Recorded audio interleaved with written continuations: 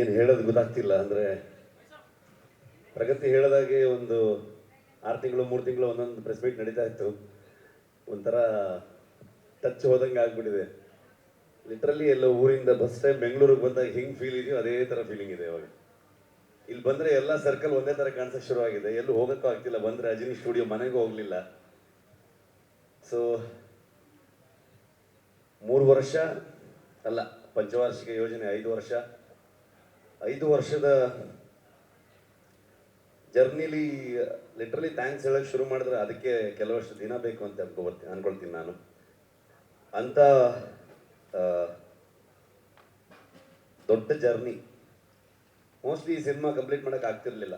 ಅಷ್ಟೊಂದು ಅಡೆತಡೆಗಳು ನನಗೆ ತುಂಬ ಸ್ಟ್ರೆಂತ್ ಆಗಿ ನನ್ನನ್ನು ಹಿಂದೆ ಮೋಸ್ಟ್ಲಿ ಒಂದು ಎಕ್ಸಾಂಪಲ್ ಒಂದಷ್ಟು ಶೀಟ್ ಇರುತ್ತಲ್ಲ, ಎಕ್ಸ್ಟ್ರಾ ಶೀಟ್ಗಳಿರ್ತಲ್ಲ, ಆ ಶೀಟಲ್ಲೆಲ್ಲ ಬರ್ಕೊಂಡ್ರೂ ಸಾಲಲ್ಲ ಅನಿಸುತ್ತೆ. ಅಷ್ಟು ಹರಕೆ ಹೊತ್ತಿರ್ಬೋದು ಮೋಸ್ಟ್ಲಿ ಪ್ರಗತಿ. ಅಷ್ಟು ನನಗೆ ಎವ್ರಿ ಡೇ ನಾನು ಶೂಟಿಂಗ್ ಹೊರಟ್ರೆ ಇಲ್ಲಿ ಕೂತ್ಕೊಂಡು ಪ್ರೇ ಮಾಡ್ತಾ ಇದ್ಲು ಅವಳು. ಸೊ ಸ್ಪಾಟಲ್ಲಿ ಇದ್ರೂ ಅದೇನೆ. ಕೆಲವು ಸಲ ಸಮ್ ರಿಸ್ಕಿ ಸೀಕ್ವೆನ್ಸ್ ಇದ್ದರೆ ಅವಳಿಗೆ ಏನಾದರೂ ಮಾಡಿ ಯಾಮರ್ಸಿ ಬರೋಕ್ಕೆ ಬಿಡ್ತಿರ್ಲಿಲ್ಲ. ಇಲ್ಲ ನೀನು ಸ್ವಲ್ಪ ಲೇಟಾಗಿ ಬಾ ಹಂಗೆ ಹೆಂಗೆ ಅಂತ ಅಂದ್ಕೊಂಡು, ಬಿಕಾಸ್ ಅಲ್ಲಿ ನೋಡಿ ಇನ್ನಿಷ್ಟು ಟೆನ್ಷನ್ ಆಗ್ತಾಳೆ ಅಂತ ಎಷ್ಟೋ ದಿನಗಳು. ಸೊ ಈ ಬೆಂಗಳೂರಿಗೆ ಬಂದೆ ನಾನು ಇವಾಗ ಒಂದು 15 ದಿವಸ ಈಚೆಗೆ ಬಂದಿದ್ದು. ಅಲ್ಲಿವರೆಗೆ ಬೇರೆ ಬೇರೆ ಕುಂದಾಪುರದಲ್ಲೇ ಪೋಸ್ಟ್ ಪ್ರೊಡಕ್ಷನ್ ಮಾಡ್ತಾ ಇದ್ವಿ. ಬಂದ ಮೇಲೆ ಸುಮಾರು ಕೆಲವೊಂದಷ್ಟು ಜನರು ಗೊತ್ತಾಯ್ತು. ಫೋನ್ ಮಾಡಿ ಹೇಗಿದ್ದೀರಾ ಅಂತ ಕೇಳಿದ್ರು. ಅದೊಂದು ಮಾತ್ರ ಕೇಳಬೇಡಿ ಅಂತಂದೆ ನಾನು. ಇನ್ನೊಂದ್ಸಲ ಹೇಗಿದ್ದೀರಾ ಕೇಳಿದ್ರೆ ಅತ್ತೆ ಬರ್ತಿಸಿದ ಅಂತ. ಸೊ ಆ ಥರದ ಒಂದು ಇಮೋಷನಲ್ ಜರ್ನಿನೂ ಕೂಡ ಹೌದು ನಮಗೆ.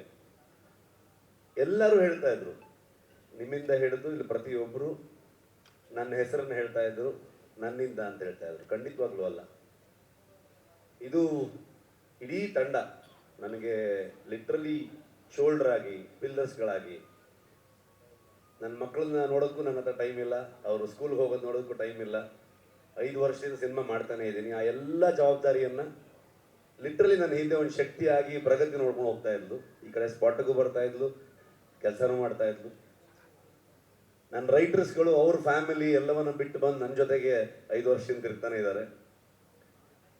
ನನ್ನ DOP ಇವತ್ತು ಅವನು, ನಾನು ಇಲ್ಲಿದ್ದೀನಿ ಅಂತಂದರೆ ಅದಕ್ಕೆ ರೀಸನ್ ಇವತ್ತು ಅವನು ಏನೋ ಕೆಲಸ ಮಾಡ್ತಾ ಇದ್ದಾನೆ. ಹಾಗಾಗಿ ಅವನನ್ನು ಲಿಟ್ರಲಿ ನನ್ನ ಒಂದು ಶೋಲ್ಡರ್ ಅವನು. ಇವರೆಲ್ಲರೂ ಪಿಲ್ಲರ್ಸ್ಗಳೇ.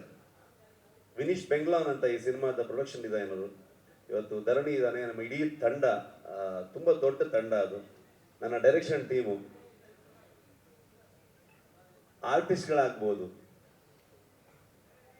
ಊರವರಿಂದ ಹಿಡ್ಕೊಂಡು ಮುದೂರ್ ಆಗ್ಬೋದು, ಕೆರಾಡಿ ಆಗ್ಬೋದು, ಕುಂದಾಪುರ ಆಗ್ಬೋದು, ಆ ಸುತ್ತಮುತ್ತ ಎಲ್ಲ ಪ್ರದೇಶ, ಫಾರೆಸ್ಟ್ ಡಿಪಾರ್ಟ್ಮೆಂಟ್ ಅವ್ರು, ಯಾರಿಗೆಲ್ಲ ಥ್ಯಾಂಕ್ಸ್ ಹೇಳೋದು, ಯಾರಿಗೆಲ್ಲ ಬಿಡೋದು. ಫಾರೆಸ್ಟ್ ಮಿನಿಸ್ಟ್ರಿಂದ ಹಿಡಿದು ಪ್ರತಿಯೊಬ್ಬರು ನಮ್ಗೆ ಹೆಲ್ಪ್ ಮಾಡಿದವ್ರೆ. ಅವರೆಲ್ಲರ ಕಾಂಟ್ರಿಬ್ಯೂಷನ್ ಇಂದ ಇವತ್ತು ಈ ಸಿನಿಮಾ ಮೂಡ್ ಬಂದಿದೆ. ಖಂಡಿತವಾಗ್ಲೂ ನನ್ನೊಬ್ಬನಿಂದಲ್ಲ. ಒಬ್ಬ ಒಂದು ಕಥೆಯನ್ನು ತಗೊಂಡು ಬಂದಾಗ, ಒಂದು ಯೋಚನೆಯನ್ನು ತಗೊಂಡು ಬಂದಾಗ ಅದನ್ನ ಹೇಗೆಲ್ಲ ಚಂದ ಕಾಣಿಸ್ಬೋದು. ಒಬ್ಬ ಬರೋಂಥ ಕೋ ರೈಟರ್ ಅದನ್ನ ಎಷ್ಟು ಚಂದವಾಗಿ ಅದನ್ನ ಬರಿತಾ ಹೋಗ್ಬೋದು, ಅದ್ರ ಜೊತೆಗೆ ಅದನ್ನ ಆ್ಯಡ್ ಮಾಡ್ತಾ ಹೋಗ್ಬೋದು, ಇನ್ನೂ ಬ್ಯೂಟಿಫುಲ್ ಮಾಡ್ತಾ ಹೋಗ್ಬೋದು. ಒಬ್ಬ ಸಿನಿಮಾಟೋಗ್ರಫರ್ ಅದನ್ನ ನಾನು ಕಂಡಿರುವಂಥ ಒಂದು ವಿಷನ್ನ ಅವನು ಎಷ್ಟು ಚಂದವಾಗಿ ತೋರಿಸಿದಾನಂತ ನಾನೇನು ಮಾತಾಡೋದು ಬೇಕಾಗಿಲ್ಲ. ಎಲ್ಲ ವಿಷುವಲ್ಸ್ಗಳು ಹೇಳ್ತಾ ಇದೆ ಇವತ್ತು. ಅದಕ್ಕೆ ಏನು ಕೇಳುತ್ತೆ, ಎಷ್ಟು ಬಜೆಟಲ್ಲಿ ಮಾಡ್ತೀವಿ, ಆ ಲೆಕ್ಕಾಚಾರ ಏನು, ಇದನ್ನ ಯಾವತ್ತೂ ಕೇಳಲೇ ಇಲ್ಲ ವಿಜಯಣ್ಣ. ಕತೆ ಮೇಲೆ ನಂಬಿಕೆ, ನನ್ನ ಮೇಲೆ ನಂಬಿಕೆ, ನನ್ನ ಇಡೀ ತಂಡದ ಮೇಲೆ ನಂಬಿಕೆ. ನಾವ್ಯಾರು ಇವತ್ತು 3 ತಿಂಗಳಾಯ್ತು ನಾವ್ಯಾರು ಕರೆಕ್ಟಾಗಿ ಮಲಗಿದೆ. ಅಂದರೆ 1 hour 2 hours. ಸುಮಾರು ಜನ ಡೈರೆಕ್ಷನ್ ಟೀಮ್ ಅವ್ರು ಆಗ್ಬೋದು, DOP ಆಗ್ಬೋದು, 38 hours 48 hours ಹಿಂಗೆ ಹೋಗ್ತಾ ಇದೆ ಕೆಲಸಗಳು. ಆ ಪ್ರತಿಯೊಬ್ಬರದ್ದು ಎಫರ್ಟ್ ಇದೆಯಲ್ಲ, ಯಾರು ಇದು ನನ್ನ ಸಿನಿಮಾಗೆ ಮಾಡಲೇ ಇಲ್ಲ. ಅವರು ಎಲ್ಲ ಪ್ರತಿಯೊಬ್ಬರು ಇನ್ಕ್ಲೂಡಿಂಗ್ ಪ್ರೊಡ್ಯೂಸರ್ಸ್ ಇಂದ ಹಿಡಿದು ಟೀ ಕಾಫಿ ಕೊಡುವಂಥ ಪ್ರೊಡಕ್ಷನ್ ಹುಡುಗರವರೆಗೂ ನಮ್ಮ ಫಿಲ್ಮು ಅಂತ ಸುಮಾರಷ್ಟು ಕೇಳಿಬಿಡ್ತಾ ಇತ್ತು ಮೀಡಿಯಾದಲ್ಲಿ, ಅಲ್ಲಿ ಇಲ್ಲಿ ಎಲ್ಲ ಕಡೆಗೆ. ಕಾಂತಾರ ಮಾಡಕ್ಕೆ ಶುರು ಮಾಡಿದ್ಮೇಲೆ ಸೆಟ್ಟಲ್ಲಿ ಹಾಗಾಯ್ತು ಹೀಗಾಯ್ತು ಅಂತೆಲ್ಲ ಕೇಳ್ಪಡ್ತಾ ಇತ್ತು. ಲೆಕ್ಕ ಹಾಕಿದ್ರೆ ಮೋಸ್ಟ್ಲಿ ಒಂದು 4 ಸಲನೋ 5 ಸಲ ನಾನು ಹೋಗಿ ಬಿಡ್ತಾ ಇದ್ದೆ. ಬಟ್ ಇವತ್ತವರೆಗೂ ನಾನು ಬಂದು ಈ ಸಿನಿಮಾನ ಶೋಲ್ಡರ್ಗೆ ಹಾಕೊಂಡು ನಾನು ಇಡೀ ತಂಡದ ಜೊತೆಗೆ ಬಂದು ನಿಮ್ಮ ಮುಂದೆ ನಿಂತಿದ್ದೀನಿ. 2ನೇ ತಾರೀಕು ಈ ಸಿನಿಮಾ ನಿಮ್ಗೆ ತೋರಿಸ್ತೀವಿ. ಓನ್ಲಿ ರೀಸನ್ ನನ್ನ ಹಿಂದೆ ನಿಂತಿರೋದು ಆ ದೈವ ಅನ್ನೋದು ಅಷ್ಟೇ ನಂಬಿಕೆ. ಇವರಿಂದನೇ ನಮ್ಮ ಇಡೀ ತಂಡಕ್ಕೆ ಪ್ರತಿಯೊಬ್ಬರಿಗೂ ಆಶೀರ್ವಾದ ಮಾಡಿ ಇವತ್ತು ತಗೊಂಬಂದು ನಮ್ಮಲ್ಲಿ ನಿಲ್ಲಿಸಿದೆ. ಸೊ ಹಾಗಾಗಿ ಪ್ರತಿ ಕಲಾವಿದರಿಗೆ, ರುಕ್ಮಿಣಿ ಅವರಾಗ್ಬೋದು, ಗುಲ್ಶನ್ ದೇವಯ್ಯ ಬಂದಿಲ್ಲ, ನಮ್ಮ ಕನ್ನಡದವರು, ಬಾಲಿವುಡ್ ಆ್ಯಕ್ಟ್ರು ಅಂತ ಹೇಳ್ತಾರೆ, ಅಲ್ಲ ಅವ್ರು ಆ್ಯಕ್ಚುಲಿ ಕನ್ನಡದವರು, ಕೂರ್ಗಿನವರು. ತುಂಬ ಅದ್ಭುತವಾಗಿ ಅವರು ಅಭಿನಯ ಮಾಡಿದ್ದಾರೆ. ಜಯರಾಮ್ ಸರ್ ಆಗ್ಬೋದು, ಕನ್ನಡದ ಎಷ್ಟೋ ಥಿಯೇಟರ್ ಆರ್ಟಿಸ್ಟ್ಗಳು, ಎಷ್ಟೋ ಜನ ಪ್ರತಿಭೆಗಳು ನಮ್ಮ ಇಡೀ ತಂಡ ಸೇರ್ಕೊಂಡಿದ್ದಾರೆ. ಒಂದು ದಿವಸ ಸುಮ್ಮನೆ ಯೋಚನೆ ಮಾಡ್ತಾ ಇದ್ವಿ ನಾವು, ಕೊನೆಯ ಚಿತ್ರೀಕರಣ ಮುಗಿಯೋ ಹಂತದಲ್ಲಿ ಎಲ್ರಿಗೂ ಒಂದು ಅದ್ಭುತವಾಗಿ ಊಟ ಹಾಕಿದ್ರು ವಿಜಯಣ್ಣ ಕುಂದಾಪುರಕ್ಕೆ ಬಂದು. ಅವಾಗ ನಮ್ಮ ಇಡೀ ಕುಂದಾಪುರ ಮತ್ತು ಸುತ್ತಮುತ್ತ ಎಲ್ಲ ಒಂದು ಮಿನಿ ಫಿಲ್ಮ್ ಸಿಟಿ ಥರ ಆಗೋಗಿದೆ ಅಲ್ಲೆಲ್ಲ. ಇನ್ನೆಷ್ಟು ಸಿನಿಮಾ ಬೇಕಾದ್ರೆ ಶೂಟಿಂಗ್ ಮಾಡ್ಬೋದು, ಆ ಥರದಲ್ಲಿ ಬೆಳೆದಿದೆ ಅದು. ಅವಾಗ ನಾನು ಲೆಕ್ಕ ಹಾಕ್ತಾ ಇದ್ದೆ, ಅಂದರೆ ನಾರ್ಮಲಿ ನಾವು ದೇವಸ್ಥಾನದಲ್ಲಿ ಹೋಗಿ ಸೇವೆ ಕೊಡ್ತೀವಿ, ಅನ್ನ ಸಂತರ್ಪಣೆ ಕೊಡ್ತೀವಿ, ಇನ್ನು ಯಾವುದೋ ಒಂದು ಹುಟ್ಟುಹಬ್ಬದ ದಿವಸ ಒಂದಷ್ಟು ಆಶ್ರಮಗಳಿಗೆ ಅಥವಾ ಬೇರೆ ಬೇರೆ ಜಾಗದಲ್ಲಿ ಒಂದು ಸೇವೆಯನ್ನು ಕೊಡುವಂಥದ್ದು, ಒಂದು ಒಳ್ಳೆ ಒಂದು ವೈಬ್ಗೋಸ್ಕರ, ಒಂದು ಆಶೀರ್ವಾದಕ್ಕೋಸ್ಕರ ಅಂತ ಲೆಕ್ಕ ಹಾಕಿ ನೋಡಿದಾಗ 3 ವರ್ಷದಲ್ಲಿ ಒಂದು ನಮ್ಮದು ಎಲ್ಲ ದಿನಗೂಲಿ ಲೆಕ್ಕನೇ. ಒಂದು ಲೆಕ್ಕಕ್ಕೆ ನೋಡಕ್ಕೆ ಹೋದರೆ ಅದನ್ನ ಲೆಕ್ಕ ಮಾಡಿದ್ರೆ, ಒಂದು ಮ್ಯಾನರ್ಸ್ ಅಂತ ಲೆಕ್ಕ ಮಾಡಿದ್ರೆ ಲಿಟ್ರಲಿ ಒಂದು 4.5 ಲಕ್ಷ ಮ್ಯಾನರ್ಸ್ಗೆ ಊಟ ಹಾಕಿದ್ದಾರೆ ಹೊಂಬಾಳೆ ಸಂಸ್ಥೆ ಈ ಸಿನಿಮಾದಿಂದ. ಸಿನಿಮಾದ ಕಲೆಕ್ಷನ್ ಬಗ್ಗೆ ಮಾತಾಡ್ತೀವಿ ನಾವು, ಅಥವಾ ಆ ಸಿನಿಮಾ ಏನು ರೆಕಾರ್ಡ್ ಮಾಡ್ತು, ಎಷ್ಟು ಚೆನ್ನಾಗಿ ಬಂದಿದೆ ಎಲ್ಲೋ ಹೇಳ್ತೀವಿ. ಆದರೆ ಸಿನಿಮಾ ಒಂದು ಊರಿಗೆ ಬಂದಾಗ ಇಡೀ ಊರಿಗೆ ಅದು ಎಷ್ಟು ಚಂದದಲ್ಲಿ ಉದ್ಯೋಗವನ್ನು ಸೃಷ್ಟಿ ಮಾಡುತ್ತೆ. ಅದ್ರ ಜೊತೆಗೆ ಎಲ್ಲರೂ ನಮ್ಗೆ ಕೊಡುವಂಥ ಆಶೀರ್ವಾದ ಇದೆಯಲ್ವ, ಎಲ್ಲವೂ ನನಗೆ ಅದು ಹೇಳೋದಕ್ಕೆ ಪದಗಳೇ ಇಲ್ಲ. ಅದು ಅಂಥ ಒಂದು ಕೆಲಸ. ಹಾಗಾಗಿ ಕಾಂತಾರ ಶುರು ಮಾಡಿದಾಗ ಸಿನಿಮಾ ಅಲ್ಲಿಂದ ಅದೊಂದು ಇಮೋಷನಲ್ ಜರ್ನಿ ಆಗ್ತಾ ಹೋಯ್ತು, ಪರ್ಸನಲ್ ಜರ್ನಿ ಆಗ್ತಾ ಹೋಯ್ತು. ತುಂಬ ದೊಡ್ಡ ತಂಡವಾಗಿ ಬೆಳೆದಿದೆ. ಸಾವಿರಾರು ಜನರು ಇವತ್ತು ಕೆಲಸ ಮಾಡಿದ್ದಾರೆ ಸಿನಿಮಾಗೆ. ನಿಮ್ಮ ಪ್ರತಿಯೊಬ್ಬರಿಗೂ ನಾನು ಥ್ಯಾಂಕ್ಸ್ ಹೇಳೋದಕ್ಕೆ ಇಷ್ಟಪಡ್ತೀನಿ.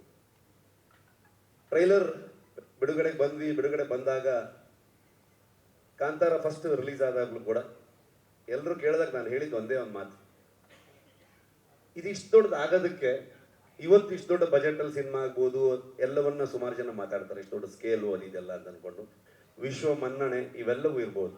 ಅದೆಲ್ಲದಕ್ಕೂ ಕಾರಣ ಆಗಿರೋದು, ಮೂಲ ಕಾರಣ ಕನ್ನಡಿಗರು, ಕನ್ನಡದ ಮಾಧ್ಯಮದವರು. ನೀವು ಅದನ್ನು ಇಷ್ಟು ದೊಡ್ಡ ಮಟ್ಟಕ್ಕೆ ತಗೊಂಡು ಹೋಗಿ ಅದನ್ನು ಅಂತಾರಾಷ್ಟ್ರೀಯ ಮಟ್ಟಕ್ಕೆ ಅಥವಾ ರಾಷ್ಟ್ರೀಯ ಮಟ್ಟಕ್ಕೆ ಅದನ್ನು ಪರಿಚಯಿಸಿ ಬೆಳೆಸಿ, ಇವತ್ತು ನಮಗೆ ನಿಜವಾಗ್ಲೂ ನಿಮ್ಮಿಂದ ಇವತ್ತು ಕಾಂತಾರ ಚಾಪ್ಟರ್ 1 ಆಗಿದೆ, ಇಷ್ಟು ದೊಡ್ಡ ಸಿನಿಮಾಗೆ ಹೊರ ಬಂದಿದೆ. ಅದು ಹೇಗೆ ಬಂದಿದೆ, ಅದು ಅಷ್ಟು ಎಕ್ಸ್ಟ್ರಾರ್ಡಿನರಿ ಇದು ಅದು ಅಂತೆಲ್ಲ ನಾನೇನು ಹೇಳಕ್ಕೆ ಹೋಗಲ್ಲ. ಯಾಕಂದ್ರೆ ನಾವು ಇವತ್ತೇನಾಗಿದೆ, ಒಂದು ಸಿನಿಮಾ ಬಗ್ಗೆ ನಾವೇ ಜಾಸ್ತಿ ಮಾತಾಡ್ತೀವಿ. ನನ್ನ ಪ್ರಕಾರ ನೀವು ಮಾತಾಡಬೇಕು, ನಿಮ್ಗೆ ಹೇಗೆ ಅನ್ಸುತ್ತೆ ಅಂತ ನೀವು ಹೇಳಬೇಕು. ಜನರಿಗೆ ನಾವೇನು ಹೇಳಕ್ ಹೊರಟಿದ್ದೀವಿ, ಅದು ಎಷ್ಟು ಮಟ್ಟಿಗೆ ರೀಚ್ ಆಯ್ತು ಅನ್ನೋದೇ ತುಂಬ ಇಂಪಾರ್ಟೆಂಟ್ ಆಗುತ್ತೆ. ಅಷ್ಟೇ ಹೇಳಕ್ಕೆ ಇಷ್ಟಪಡ್ತೀನಿ. ಇನ್ನು ಜನರಲ್ ನಾಲೆಜ್ ಇಲ್ಲ, ಯಾಕಂತಂದ್ರೆ 3 ವರ್ಷ ಆಯ್ತು, ಏನು ನಡೀತಿದೆ ಗೊತ್ತಿಲ್ಲ ಪ್ರಪಂಚದಲ್ಲಿ. ಸೊ ಸಿನಿಮಾದೊಳಗಡೆ ಮುಳುಗೋಗಿದ್ದೀವಿ ಅಷ್ಟೇ ಹೇಳ್ಬೋದು. ಇನ್ನೇನು ಬಂದ್ವಿ 2ನೇ ತಾರೀಕು ಪ್ರಪಂಚದಾದ್ಯಂತ ಹೊಂಬಾಳೆ ಅಂತ ಸಂಸ್ಥೆ ಪ್ರಗತಿ ಆವಾಗಲೇ ಹೇಳಿದಾಗೆ ನನಗೆ ಒಂದು ಲೈನ್ ಕಥೆಯನ್ನು ಹೇಳಿ ಅದನ್ನು ನನ್ನ ಮೇಲೆ ನಂಬಿಕೆ ಇಟ್ಕೊಂಡು, ಅಲ್ಲಿಂದ ನಾನು ಅವರಿಗೆ ಪರಿಚಯ ಮಾಡಿದಂಥ ನನ್ನ ತಂಡದ ಮೇಲೆ ನಂಬಿಕೆ ಇಟ್ಕೊಂಡು ಇಲ್ಲಿವರೆಗೆ ಬಂದಿದ್ದೀವಿ. ಸಿನಿಮಾದಲ್ಲಿ ಯಾವಾಗಲೂ ಒಂದು ಸರ್ಕಲ್ಲು, ಒಂದು ಬಾವಿ, ಈ ಥರ ವಿಷಯಗಳನ್ನು ತೋರಿಸ್ತಾನೆ ಹೋಗ್ತಿದ್ದೀವಿ. ಅದ್ರ ಒಳಗಡೆ ಎಷ್ಟೆಷ್ಟು ವಿಚಾರಗಳಿದೆ ನನಗೂ ಗೊತ್ತಿಲ್ಲ. ಕರ್ಕೊಂಡು ಹೋಗ್ತಾ ಇದ್ದೀವಿ. ಸೊ ನೋಡೋಣ. ನನಗೂ ಏನು ಫ್ರೇಮ್ ಮಾಡೋದಕ್ಕೆ ಆಗ್ತಿಲ್ಲ, ಏನು ಅನಿಸಿದೆ ಅದನ್ನ ಹೇಳಿದ್ದೀನಿ ಅಷ್ಟೇ. ಐ ಥಿಂಕ್ ಕವರ್ ಮಾಡಿದ್ದೀನಿ ಅಂತ ಅಂದ್ಕೊಳ್ತೀನಿ. Master thank you, writers thank you, direction team, art team, costume team, ಎಲ್ಲ ಆರ್ಟಿಸ್ಟ್ಗಳು. ತುಂಬ ಕಷ್ಟ. ಅಂದರೆ ಯಾವ ಲೊಕೇಶನಲ್ಲೂ ನಿಜವಾಗ್ಲೂ ಮನುಷ್ಯರು ಹೋಗೋದಂಥ ಲೊಕೇಶನ್ ಆಗಿರಲಿಲ್ಲ ಅದು.